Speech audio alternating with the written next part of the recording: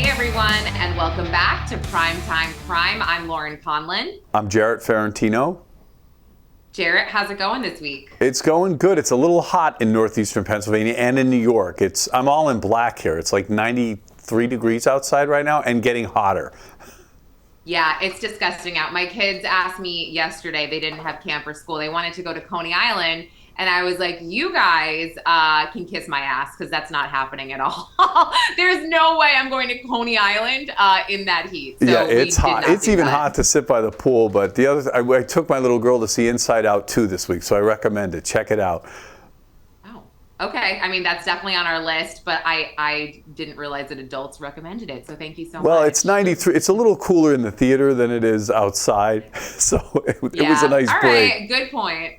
Good point. Now, for today's episode, what we're going to do is we're going to talk about two really big cases from decades ago, but that are now coming back into the public eye for a number of reasons. But before we do that, Jarrett, I wanted to ask you, this is a case I am not up on, and I should be. There's some cases that everybody knows about, and again, that's like me and Koberger. I should know a lot more than I do. This is also the case with Madeline Soto, which is so sad and so tragic. Can you just get everybody up to speed on what's going on with that case? So Madeline Soto was a 13-year-old little girl, very recently turned 13, that what has come out now. So basically the case hit the public forum when she went missing.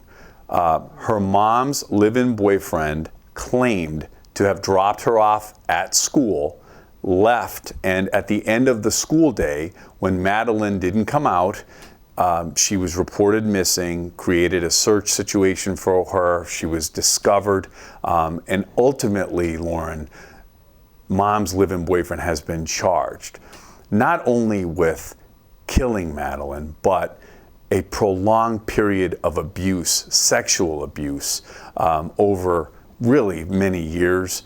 And also he's charged with possession of child pornography, production of child pornography, and it appears, if you're reading the tea leaves here, that he was producing materials of his assaults of Madeline. And it's just, what's coming out is horrible. This week, actually, so here's what happened. He claimed he dropped her off. Okay, so license plate readers, video surveillance, all this stuff is gathered, and his entire version of events and timeline of events is bullshit. If you look, the police did a great job of taking his version of events versus what they've been able to document on cameras, which will be so powerful in that courtroom. It's going to be huge. That just show he's lying about every single aspect. At one point he says he had to return home to get his gate clicker that he left at the house, all while on the way to school and then coming back, which is odd. But here's the worst part. There's an image that's captured on one of the cameras that shows someone in the passenger side of the vehicle with their head to the left and mouth open, and it's Madeline, and they now suspect she was dead at that point. So he was driving around with her dead in the car. Oh, I had no idea about these details, from the fact that I knew he was abusing her, which is bad enough, terrible enough even, to think about this poor girl. What was she, 13?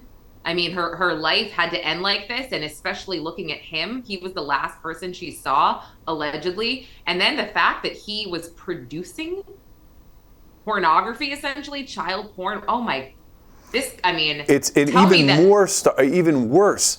Her mother was allowing him to sleep with her, the little girl. In fact, the night before Madeline's murder, she couldn't sleep. Mom couldn't sleep, so she says to tell Stefan, the defendant, to go in and sleep with Madeline.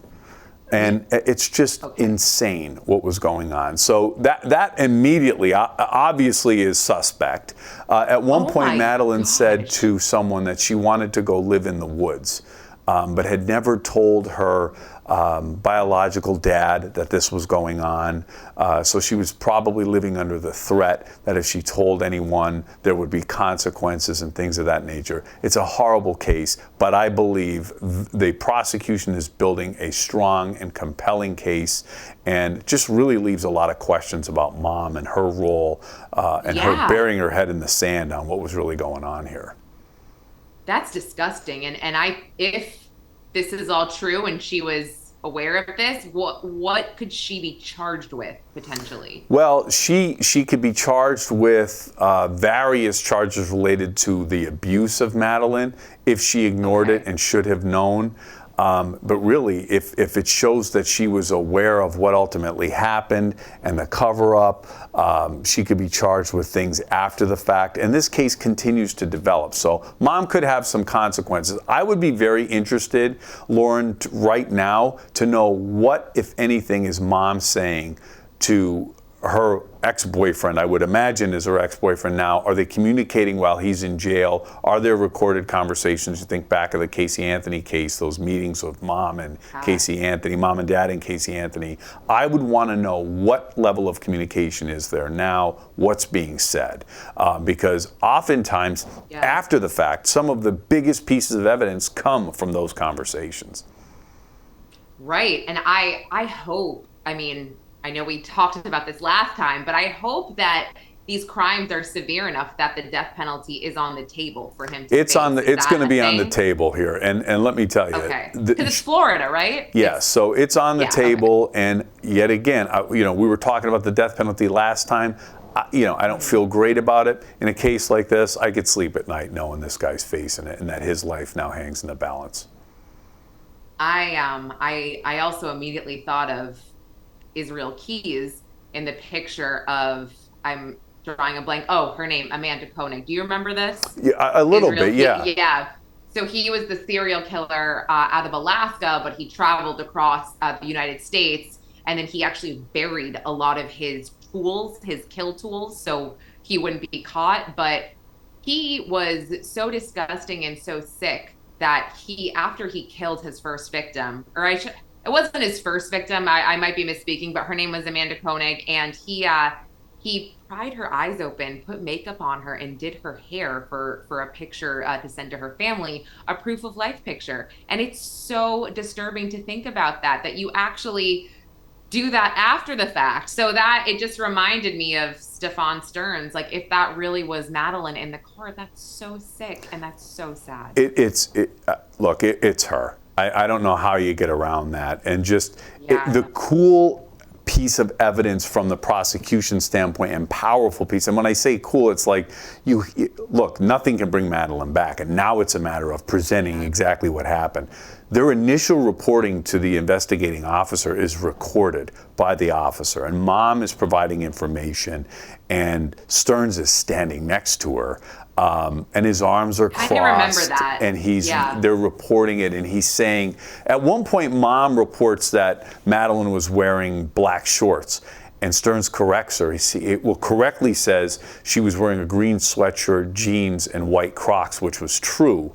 But law enforcement immediately suspected he was not being candid. They got his phone, and his phone was a treasure trove of evidence in the case. And the next question will be, and there's already discussion, can the fact that he was producing this potential child pornography of Madeline or possesses child pornography on that phone, would that ultimately be admissible in the prosecution of Madeline's murder? And my answer to that is yes, I've done it before. Those prosecutors would have to show somehow that particular pornography or the production of that pornography, if that's ultimately what comes out, is relevant to the murder. And my position was, and I think applies in Madeline's case, it goes to motive, opportunity, and intent. So those are all of the reasons why you would bring a seemingly unrelated prior bad act piece of evidence in. And this is huge. And the defense is going to say it's prejudicial. No shit. Right. But it's relevant. It's relevant. Well, I guess, I'm sorry, go ahead. I was going to say, basically the balance then is, its probative value versus its prejudicial effect. That's the balance. And the probative value of him abusing Madeline in the time frame before her murder, okay, is clearly highly probative and relevant. And the fact that he ultimately kills her, perhaps in one of those acts or to cover up those acts, is relevant to the murder. So it's coming in. So, Jarrett, that was my question. If he had been abusing her for X many years, what happened that night? What happened between the two of them that all of a sudden he murdered her? Well, we don't know for sure. So right now in Florida, because Madeline was a minor at the age of 13, her autopsy report remains under seal. But if he raped her and killed her in the process of a rape or strangled her, we won't know that officially until it's presented in court. So it's hard to know exactly what happened and prompted the ultimate killing at that point. And we'd only be speculating. But obviously something happened from when he was in her bed with her and then ultimately took her to school. Okay, so this sounds like a case that I need to stay on top of. And again, I knew it high level. I just didn't know the details. Somebody sent me, I think it was like 900 pages of, it was like the indictment. It was a couple of the motion. I'm just like, I'm overwhelmed. So I have to get busy and start reading it is. It's that, 900 pages, and we covered it this week on the Nancy on Crime Stories, and there's a lot of information that is coming out that really paints a much clearer picture of what was going on in that house and what likely befell Madeline Soto. So we got to stay on top of that one. Yeah, and I'm just going to speculate with 95% confidence here that if mom is lying in one instance, she lies all the time, and she's withholding information that essentially killed her daughter, and she should be held liable for this as well. It's so disgusting and so upsetting, and it makes my blood boil. It's Not awful. everybody should be parents. Just because you can procreate doesn't mean you should. Well, and there's just some indication that she's protecting this guy somehow or for some reason. And I can't imagine that going on and the table being set for this little girl to be raped and molested in her own bed. I mean, it's horrifying. And it's getting worse as more information comes out.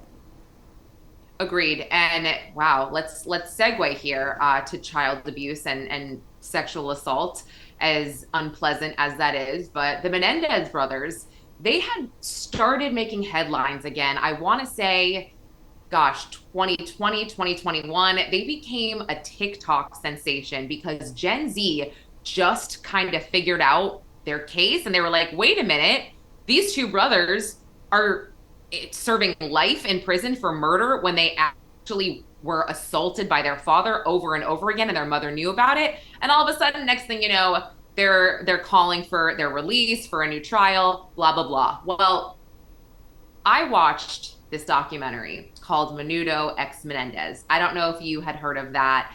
And my jaw was on the floor when this came out. A member of Menudo, Roy Rosella, claims, and I believe him, that he was raped by Jose, their father, Jose Menendez. And I believe, it's been a while since I watched it, but I believe it was on more than one occasion. He went to their house. They gave him wine. He could not feel his body, and he was assaulted. And he says this with conviction, and he also was assaulted by Edgardo Diaz, who was the Menudo manager. And at the end of this documentary, he actually goes to the LAPD and he reports all of this. So that right there, you're like, wow. And then one of the attorneys, the Menendez attorneys, finds a letter that one of the brothers wrote to their cousin about their father. And this is months before the murder. And it's really sad. It talks about, he's scared that he's going to come in their bedroom. And, the cousin that he told actually went on the stand, I believe, and said, oh, no, I remember going over to their house, and Kitty Menendez would say, whenever Jose is in somewhere alone with one of them, you can't go in. So I think at this point, I hope they get a new trial. I really do. Interesting, I've had an opportunity to review that letter. I know you did too. So that was Kona, their cousin, correct? That was Was that his name? Yeah. And he's deceased now. He passed away. His mother found that letter in his belongings that she had saved. And basically why that letter is significant is it's a writing that documents the Menendez brother. I think it was Lyle that wrote the letter. It was Lyle, yes. That documents that the boys were trying to raise the alarm on their dad and his abuse even then. The letter references Dad, Lyle being scared, Lyle not wanting to tell, or Dad warning him not to tell Eric about the abuse.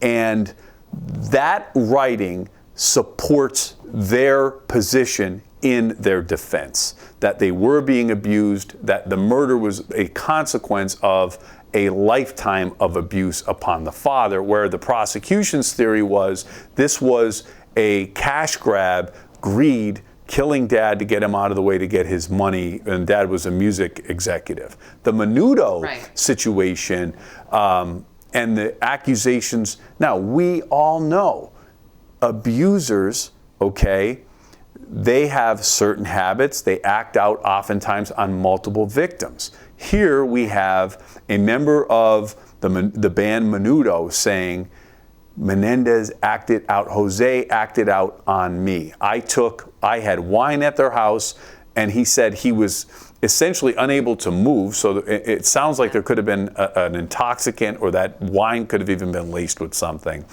That's what I thought. He was assaulted. So again, all of this supports Lyle and Eric Menendez's position and defense that this entire murder was not greed motivated, but a revenge killing as a result of their abuse, or as a means to stop the abuse.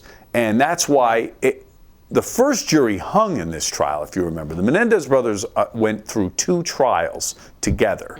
The first jury hung on the manslaughter charge, and the second jury convicted the brothers, and they're serving life in prison.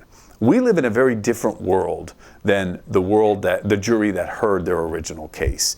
More open-minded, more understanding about this kind of abuse when it happens and its impact upon victims. Why the brothers could be potentially facing, or should be potentially facing, a manslaughter charge. Let's assume for a moment their dad was abusing the boys over a period of their lives. Okay? Manslaughter is saying they killed him. And that's against the law. That's a problem. It wasn't a self-defense situation. However, it was a killing in the heat of passion, or the result of some inflamed emotion, that it's a manslaughter, not an intentional murder. Far afield, like murder for money versus manslaughter as a result of being abused your whole life, two very different stories and compelling motives for crimes, and 2 very different penalties. Manslaughter, these guys would have been out of jail before the turn of the century. Now, exactly, they're still in jail. Right, and I know that the cousin wasn't believed on the stand, and I believe that the prosecution really honed in on the second trial. They called it the abuse excuse. And now, oh my gosh, can you imagine if that was a thing and lawyers were allowed to be like, oh, you were assaulted? That's so sad. Like imagine that. That would be crazy. So I also look back to the circumstances, right? After the brothers did this, they're going out, they're playing more tennis than ever, they're racking up their credit cards. Yeah, sure, that looked pretty bad. Could these guys have acted a little bit differently? Absolutely. But again, we all do dumb shit when we're in our 20s, when we're teenagers. And I'm not talking about murder, that's different. I'm talking about the way they acted after. I obviously never, ever, ever would condone a murder.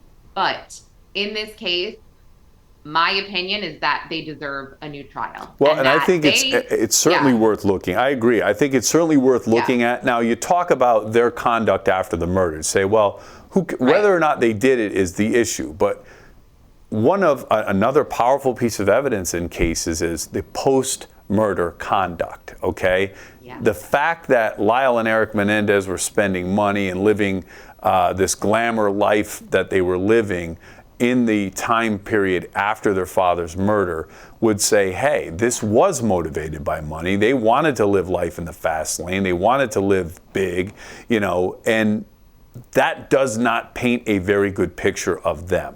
However, if you're two young men that were abused for your whole life and you cut that abuser out of the equation, then you would act out and be celebratory in those months and times following that. So that could cut both ways too. And again, the world has changed so much that looking at this newly discovered evidence, a jury is going to really, really consider at a whole new level because of the understanding and what has come out about abuse and abuse survivors over the years. This case is going to be looked at certainly more broadly. And again, who knows, Lauren? Like we've said before, not that the truth isn't important, but it ain't the only thing that matters in that courtroom.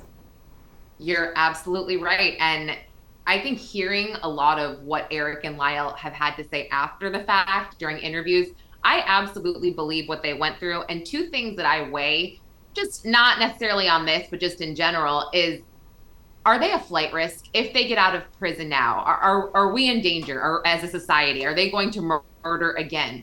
I mean, knock on wood, most likely no, because they had their reasons. And then number two, it's obviously, did they get punished for their crime? I mean, they took 2 lives. I don't know what the punishment should be per se, a life for a life, life in prison, whatever. But now knowing what we know, I think they might have done their time. Well, let me say this. What could happen here if they're given a new trial is you can get to the plea bargaining table with the DA too. And Lyle and Eric Menendez could say, look, we admit we killed our dad.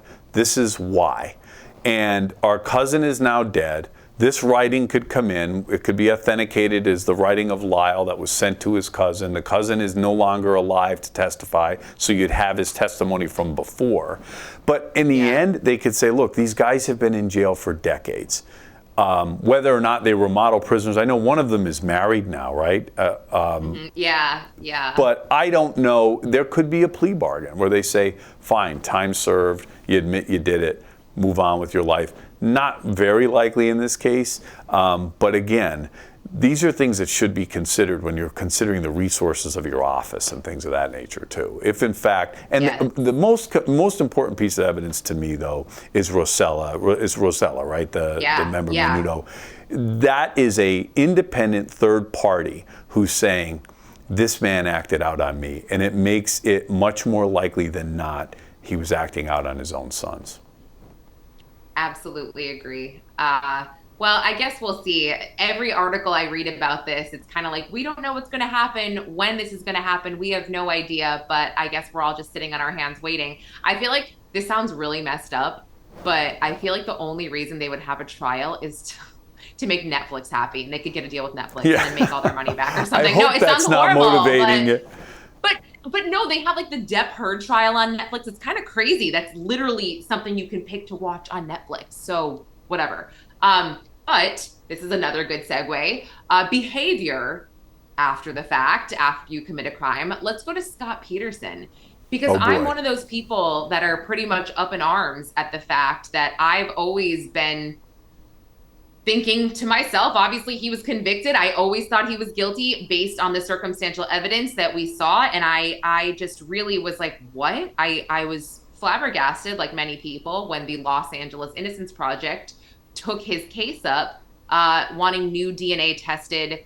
And also due to the fact that Scott claims that witnesses in the neighborhood, they were not all interviewed. Some of them saw Lacey walking the dog after he already left to go golfing, allegedly. And then obviously the fact that fabric was not tested that was found in a van about a mile away. The judge recently ruled, or maybe a month or two ago, that only duct tape that was found on Lacey's pants could be retested.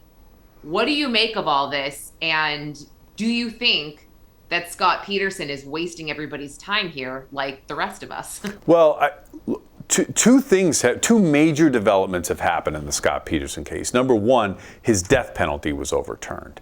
Okay? Right. That was not as a result that nobody looked at this and said, hey, Peterson's innocent, take away the death penalty. The death penalty was overturned because one of the major reasons was when they were questioning prospective jurors that said they could keep an open mind about the death penalty, but originally were against it, were automatically stricken for cause, which is something we've discussed. That was a problem, and they shouldn't have been automatically stricken. So it called the entire process of imposing death on Scott Peterson into question.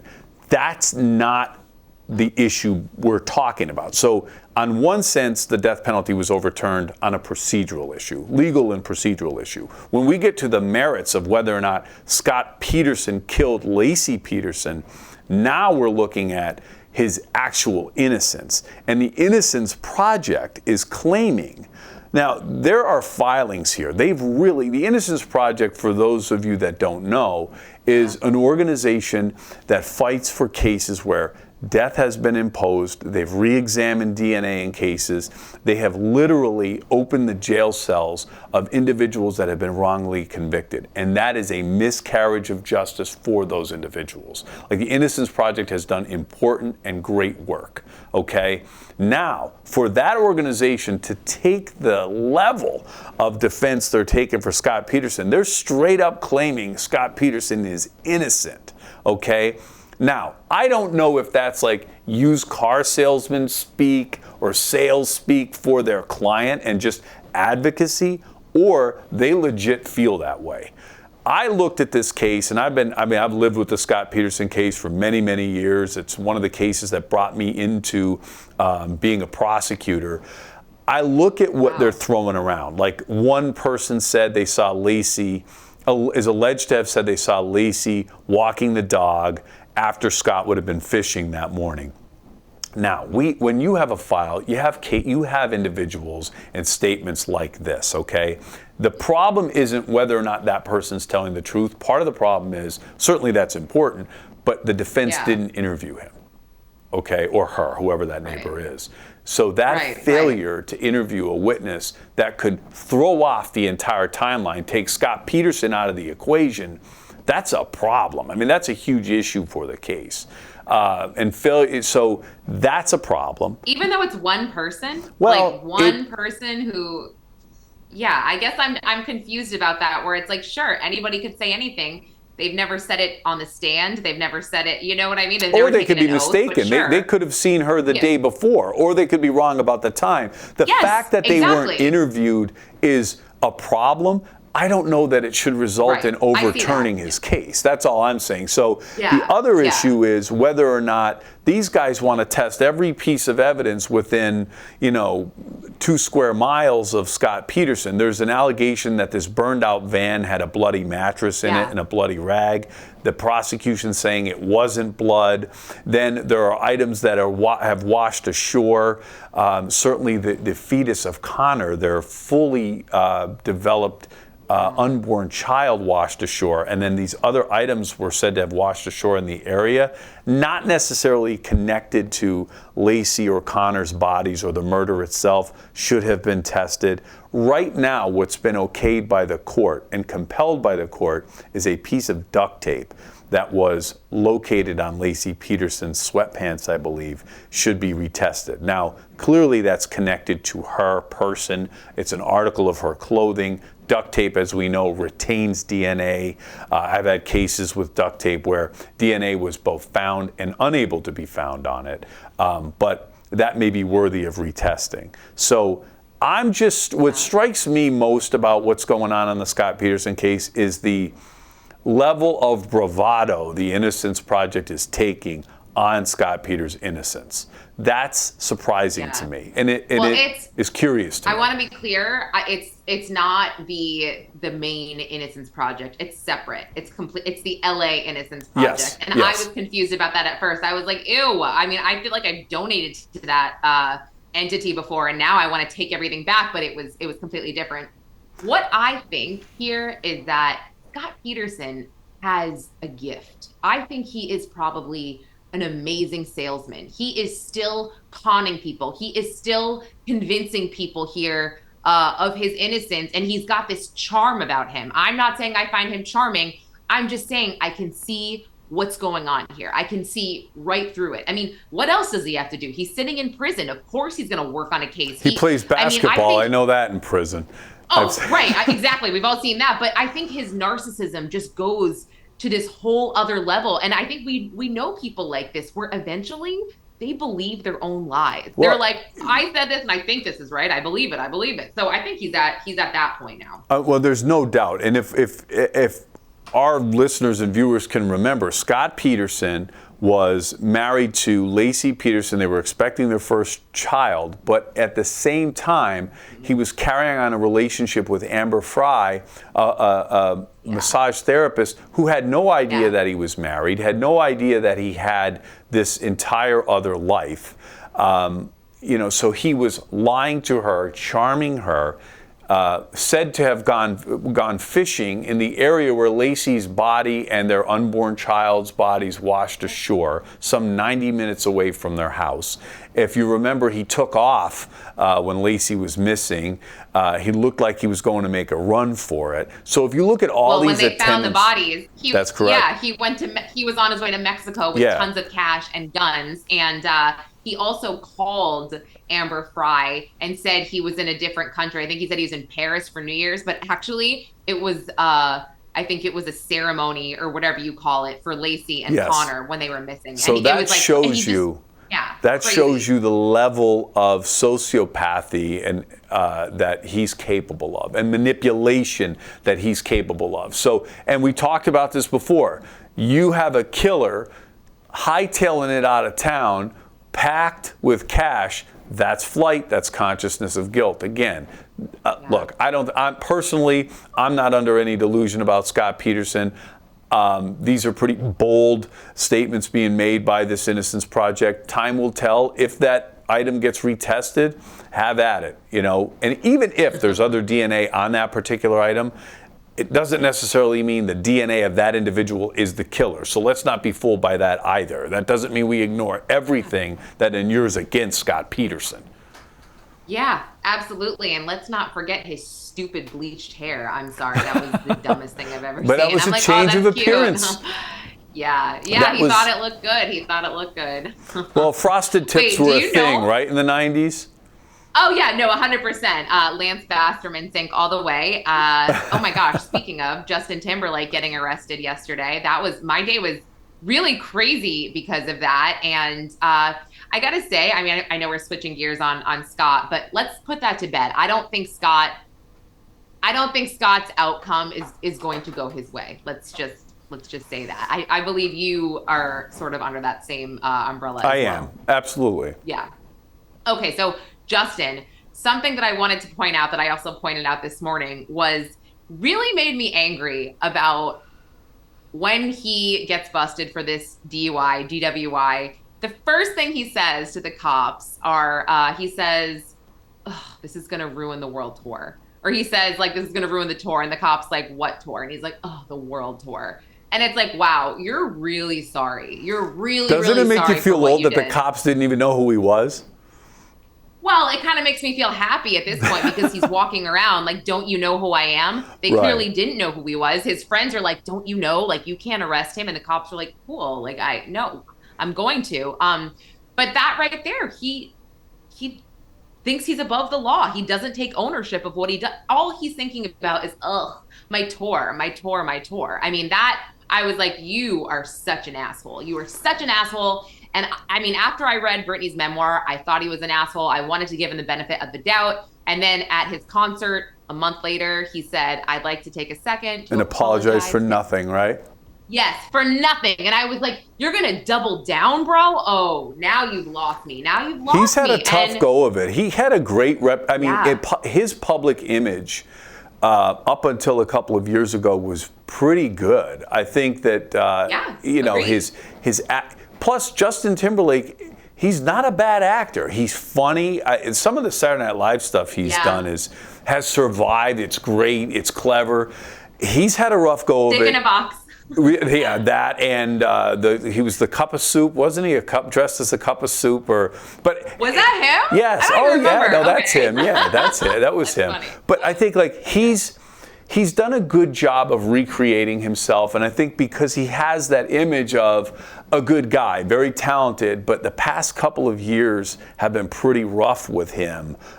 Certainly in the wake of Britney's book, then him acting out on stage seemed somewhat out of character, and now this. It's like, look, the deal, dude, you got to just Uber. Why are you driving after you had any drinks at all? Like, somebody needs to look at, like, Justin Timberlake, you just need to make better decisions. And people say, oh, you know, celebrities do far worse things than have a martini and drive a car. I'm like, yeah, but you know what? First of all, that's his position, that's all he had. Second of all, exactly. Drunk driving's a big deal. I mean, what if he killed somebody? You know, what if he killed a child? I mean, it's a huge deal. It's a decision. It's a reckless decision people make. And if you did it once, chances are you've done it before. And it's a sad commentary on him, and it's a blemish on his character. And it's continuing, like we talked about Diddy. And obviously, Diddy's conduct is far worse than what Justin's accused of. Yes. But I don't know. Sometimes these guys, we love to build people up, and then they start to roll down the hill, and it's an ugly decline. Yeah. Well, he started there for me when he was photographed holding his Palmer co-star's hand when they were out for drinks on set. And all these pictures came out. And you got to feel bad a little bit. Maybe it was nothing. But you got to feel worse for Jessica Biel, who's at home taking care of their kids while he's getting cozy with the co-star. And then you read Britney's memoir, all of these allegations of cheating over and over and over again. And then, you know, you see him apologizing to nobody, talking about himself and his tour when he's been arrested and he knows he did something wrong. And you're like, yeah, this guy's also a narcissist who doesn't really think of anyone but himself. So that's where I'm at with him. And I'll be honest, I saw Dave Chappelle this summer, and I was already kind of like, oh, Justin, but this was right before Britney's book came out, and Dave Chappelle had Justin come out and do a surprise concert for everybody. And I had a lot of fun, and I was super excited, and I loved watching him. And I don't think I would be the same way now. No, really and he's not. I hate to say it. If he's truly that narcissistic, like some of the people we talked about today, he's not going to learn from it. And Dave Chappelle's the GOAT. He's the best. So I'd be there to see Chappelle. Although, like I said, I enjoyed Justin Timberlake's success and kind of grew up in those years too. Yeah. But I'm disappointed. I'll be honest. I'm disappointed to see that that's the way he's carrying himself. Hopefully somebody steps in and make some better decisions with and for him. Yeah, I would hope so. And the fact that he hasn't said anything publicly, or his PR rep hasn't pushed him to make a statement, or maybe they have, I think that also kind of says a lot. These cases tend to work. Look, I don't think he's going to fight this thing unless it was a bad stop or something. It doesn't sound that way. His management should have come out with something sooner. And you know that business certainly better than I do. But, you know, and he could be evaluating his options. But saying nothing, in my opinion, speaks volumes. Yeah, absolutely. And that mugshot, I'm going to speculate. I think he had more than one martini. Maybe some THC is in there. And look, it's legal in New York, but it's a bad combo. Drinking and weed makes you black out. So that's not the best for getting into a car.